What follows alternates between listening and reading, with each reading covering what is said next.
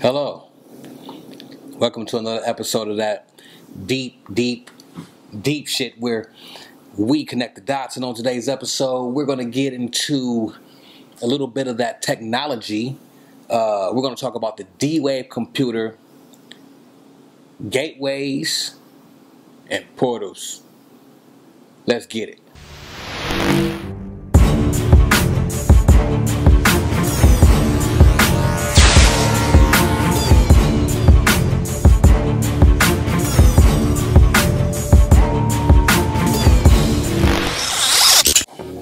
As you can see, I done brought back out the good old board. You know, it's serious times when you see the board, so we're going to jump right into it, all right? So, the D-Wave computer, what is it? I don't know if you guys heard about it, but let me just go over it briefly. It's a computer that computes on a quantum level. So that means that it computes qualitative and quantitative data. So basically what that means is it doesn't just compute ones and zeros and 1 plus 1 and 2. It kind of computes what if 1 was 3 and what if 2 was 19. What if? It kind of computes what ifs, and that's a beautiful thing. So basically, in layman's terms, it's a computer that can calculate anything in the known universe, but also understands that there are parallel realities, and it can use that to its advantage. So let me just go right in. All right, so pretty much the computer itself is about 12 feet tall, with each side panel being about 5 to 6 feet. The computer itself looks something like this, right? So if this is 12 feet and each side's like 5 to 6 feet, the majority of the computer is just made to cool the inside where the microchip lies, and the microchip is about 1 inch by 1 inch. All right, so all of this 12 feet is just to cool one area for one microchip that's 1 by 1 inch. So let's just say that this is the microchip here in the center. This microchip is based out of carbon, and that's something important to keep track of as this video goes along. All right, so it's a carbon microchip that is frozen, or let me be more specific. There's an area where the microchip is stored that's cooled down to absolute zero. What does this mean? Absolute zero does not mean 0 degrees Fahrenheit or 0 degrees Celsius. It means that they're bringing all the molecules inside. Let's just say this box is right here. They're bringing all the molecules that's inside of this area to an absolute standstill.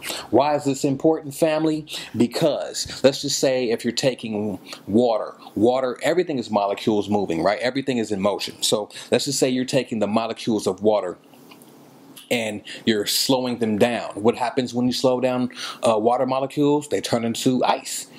It's frozen. So you would think that all the molecules inside the ice are absolutely still. They're not. They're just slower than they were in the state of water. So what happens when you speed the molecules back up from the ice? It turns from ice into water. And what happens if you speed the molecules back up from the water? It turns from water to air. So basically, when you slow down the molecules, they stand still. So what happens inside this chamber here, the molecules are made to stand still to where they can form, and they build almost a perfect matrix, right? And the reason why all of this is important, and I have to stress this fact, it's one thing to get information and to know about something, but it has to relate to you. It has to correspond to your life. You have to understand it so you can actually use it. So there's been a few people who have touched or made videos about this recently. Shout out to Brother Panic. Shout out to Reverend Phil Valentine. And a few other people that's dropped videos on on the subject, because the D-Wave computer has been out since like 2011. So from 2011 to current date, you know, they've made significant changes. One of the changes that they've made from 2011 is this microchip here that's 1 by 1 inch has something called qubits that surrounds it. Now in 2011 it had like 1 qubit, then they moved to 3 or something like that. Now this microchip has 500 qubits that surrounds it, and I'll tell you why that's important in a minute. But anyways, so what they've done per se, and just to keep it really simple, they've created a vacuum of space. They've slowed down all the molecules that is in this area, all the gravitons, all the air molecules, any molecules that is in this space are now almost completely frozen. So they've taken an area and turned it into space on Earth. They've made space on Earth. Absolute zero. Well, absolute zero is almost impossible to achieve, but they're like 0.00000000002 away from absolute zero. So, and the reason why that's important, family, is because even though these molecules seem to be in a suspended state, they do randomly just vibrate for no reason. But that is a good thing, and I'll get into that in a minute. So I did a video about the importance of zero, and I would highly recommend to watch that video. I'll actually put a link to that video at the end of this one, because all of these videos kind of make sense if you put them all together. So you probably will want to watch those first and then come back to this, because this is kind of advanced. Now, like I said before, this is a quantum computer. And quantum means that it computes on a minute, minuscule level. It computes quarks and particles and things of that nature. That's what it breaks down. All right. So what that means for you and I, okay, why is this important? Is because basically what they've done is, let's just say this. Okay, I'll make another schematic, and you may have seen this in another video before. Let's just say this is the third dimension where we exist on now, and the third plane, and we'll do another axis here. I know you've seen this. I have another video that you can check out, the metaphysics of time, space, and dimensions. That video also supports this video as well. So what they've done is they've created a computer. We'll call this the D-Wave computer. They've created it. We'll just say it's right there. And let's just say this is the carbon chip. It's on the inside of it, right? So and here is the vacuum of space that they've created. Okay, so what they've done is the computer recognizes that there are parallel realities. Okay, so what that means is for each qubit that is on this chip, it recognizes a reality that it can have access to. So it has 500 qubits at this point in time. So that means it has access to up to 500 different parallel realities. Now, if you watch any videos on this, they're not going to go into all of this. They're not going to do it. All right? They're not going to do it. But I got time today, cuz. I got time today. Because I'm going to keep it G real. I don't fuck with you because you disrespecting me. You disrespect my hood by telling me take off my flag, asking how gangster I was, nigga. You lucky on that day I was acting cool, cuz. I told you I ain't got time for that, but nigga, today I got time, cuz. Alright. So since this computer recognizes that there are alternate realities, right? That means that, say, for example, this is the third dimension and I'm wearing a gray sweater. So on dimension 3.1, everything is exactly the same except I have on a blue sweater. So let's just say on dimension 3.2, everything is exactly the same, but there's a grain of sand somewhere on in Redondo Beach that's different than the grain of sand in 3.1. As minuscule as a grain of sand could be the slightest difference to a dimension. So that means the possibilities are endless. One more thing I forgot to mention. For each qubit that's connected to this chip, there are connectors. There are connectors that reach out to other components in the computer that analyzes the data. This is something similar to a nervous system. You may have seen a nervous system before. Very similar, right? Okay. So they have this computer here on the third dimension, but since it recognizes that there are parallel realities, this computer also exists on 3.1 in the exact same area in a different dimension of time and space, but it exists. So it exists in the exact same area on 3.2, on 3.3, on 3.4, and so on and so forth, right? So what happens is this computer can tap into its replica on such said dimension and pull data of what's going on in that dimension and bring it back for computation. It can pull data from 3.2, bring it back for computation. So things that don't even exist here may exist here, and we can figure that out and bring back the data for it. This is what zero is about. Zero in natural terms is where you would want to find divinity or God.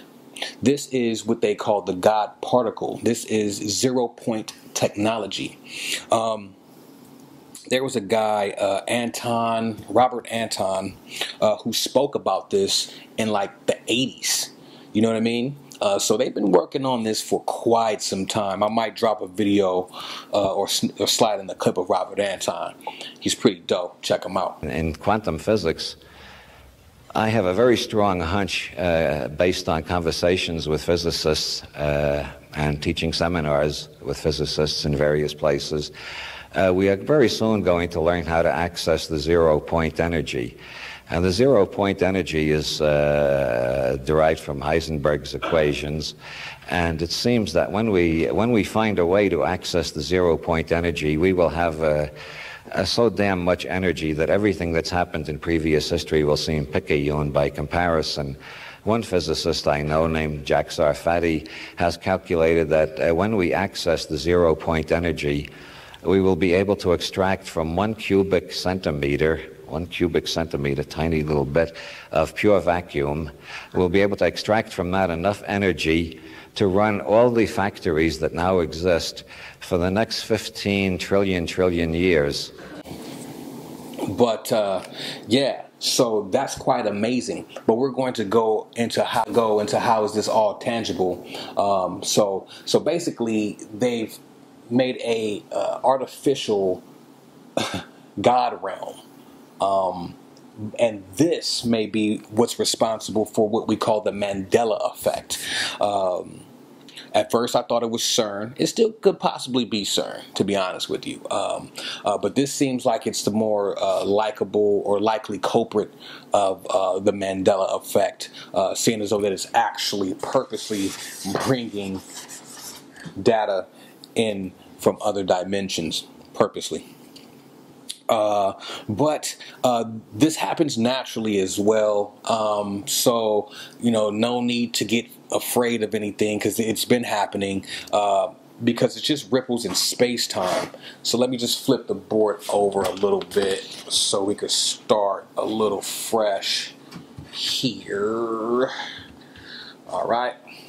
So this happens naturally.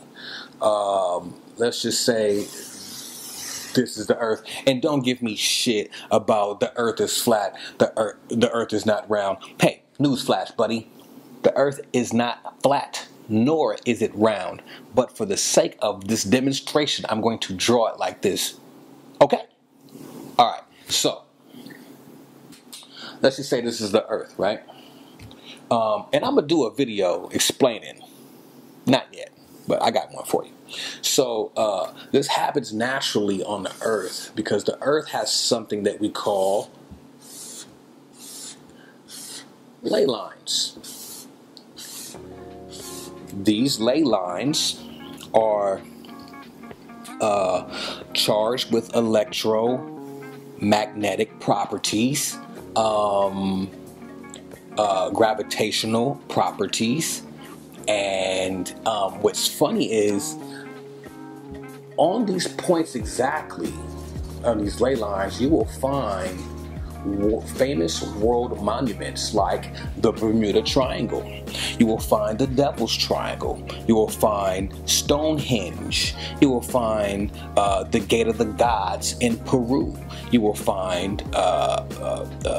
the mountains of Sedona, New Mexico.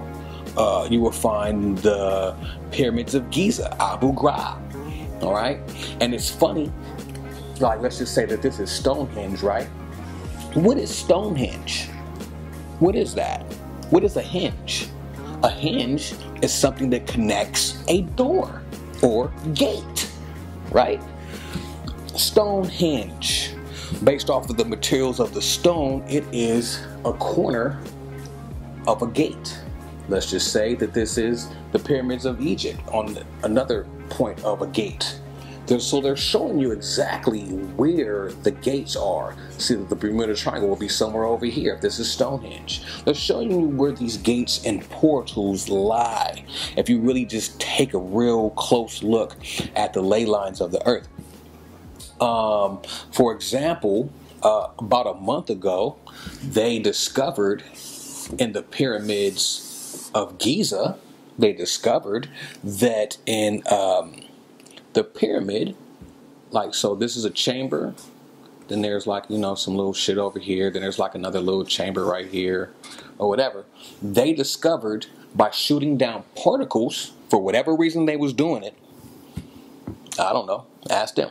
For whatever reason they was doing it, they were shooting down particles at the pyramids, and they found that there's a chamber in the pyramid where the particles stopped and froze, exactly like in the D-Wave computer.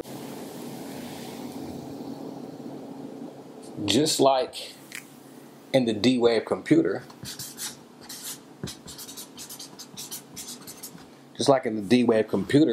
the particles that became zero gravity or became a vacuum actually happened in the Pyramid of Giza. This chamber that they found, they didn't even know existed. They had no idea that it was there. So, just like this, they found it here. Now, this is just an example of how they've created an artificial way of things that have happened naturally. Now, gravitational waves exist. That may cause ripples in space-time, okay? All right, they found gravitational waves. That may be the cause of some Mandela effects. But saying that to say that if this is some artificial technology that has just been built in 2011, you're now seeing the exact same thing built, who knows when the pyramids were built, a couple of 100,000 years ago. All right. Now, based off of the material of what the pyramid is made out of, the shape of the pyramid, different things that we know about the pyramid, it being aligned with certain stars, and things of that nature, now it all kind of makes sense when there's sunlight and moonlight shining into different parts of the chamber, and things of that nature. You know what I'm saying? It all kind of makes sense that they've had a gateway or a stargate, and that's exactly what the pyramids are turning out to be. All right. Now, why is this important, family? Because that just like the pyramid and how it travels or stays stationary or stays still as the earth travels through time and space. I have a video on this called time travel, portals, and meditation. Check that out.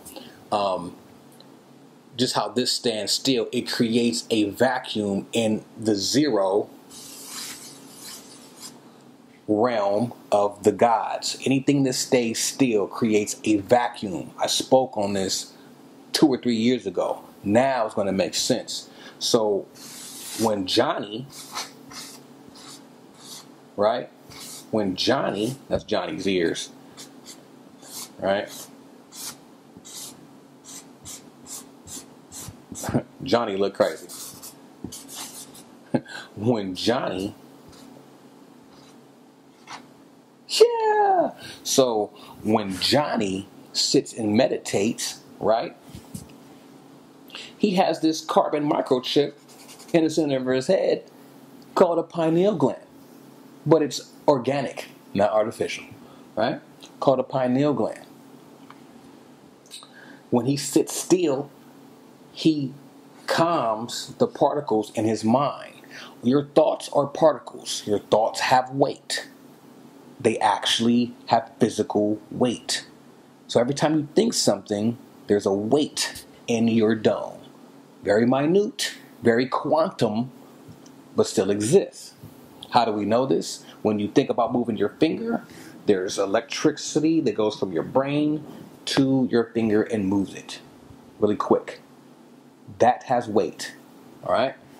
So when Johnny stays still, the particles in his hippocampus area around his pineal gland and pituitary slows down because he's creating a gateway of zero through his pineal. So why is this important and how does this affect your life? I'll tell you right now. Because just like how the D-Wave computer can go through different dimensions and pull information, so can you. You can get different information, bring it, and pull it down. That's exactly what is bringing this video to you right now. Me pulling down the information. That's how I know. All right? But it's not just information, things that you want to change in your life. You want to stop smoking, you got to go to the realm of not smoking, bring that energy down, and manifest it in your life. What do we call that? We call that willpower.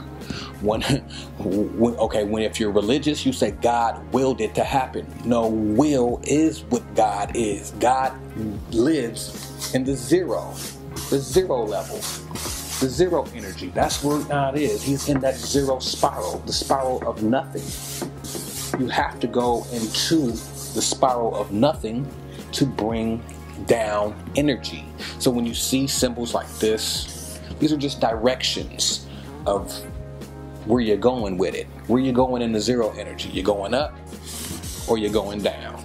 Which way you're going? Which way you want to go? You want to go to the side? Well, bring it like that. Bring it like that. You want to go to the side? You want to go to that side? Bring it like that. And this is how you start getting sacred geometry. Now you're starting to see what sacred geometry really is for. It's to show you where to go and how to do it. All right? Well, I think I've rambled on long enough. Hopefully this made sense. If it didn't, put the video on pause. Watch The Metaphysics of Time, Space, and Dimensions, both 3 parts. Then watch Time Travel, Meditations, and Portals, all 3 parts. I don't know how many parts is that. I think it's maybe 2 parts. I'm not sure. Watch those videos, come back. This should make 1,000 times more sense than what it does. All right, and with that being said, you already know what time it is. Keep them third eyes open. Stay humble. Stay humble. Visit newmysteryschool.com for more videos like these and for tools to help you in your ascension. All right, I'm going.